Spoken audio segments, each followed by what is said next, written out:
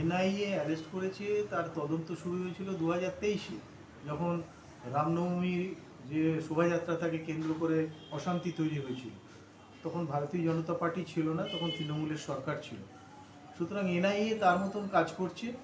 আর সবথেকে বড় কথা আপনারা জানবেন, ধর্মের কল বাতাসে নয়। যেটা হওয়ার ছিল সেটা হয়েছে, তদন্ত করে যা বেরোবে তার পরিপ্রেক্ষিতে এনআইএ তার মতন করে অ্যাকশন নেবে। এখানে আমাদের আলাদা করে কিছু বলার নেই। তবে যেটা শুনলাম যে আমাদের প্রাক্তন যিনি এমপি অপরূপা পোদ্দার, সম্ভবত তিনি পুলিশের কাজে বাধা দিয়েছেন এবং তার বিরুদ্ধে এফআইআর হয়েছে। পশ্চিমবঙ্গের মানুষ এখন নতুন সরকারকে নিয়ে নতুন দিগন্তের দিকে এগিয়ে চলেছে।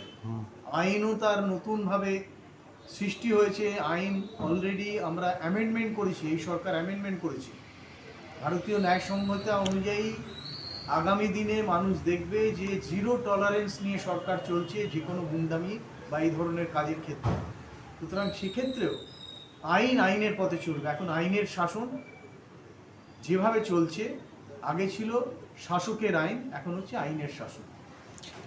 অন্যান্য বিলও কয়েকটা পাস হয়েছে, সেই বিল নিয়ে কি বলবেন?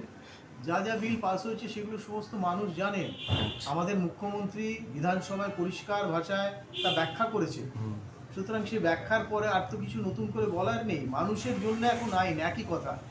আইন যে নিজে হাতে নেবে তাকে তার ফল ভুগতে হবে।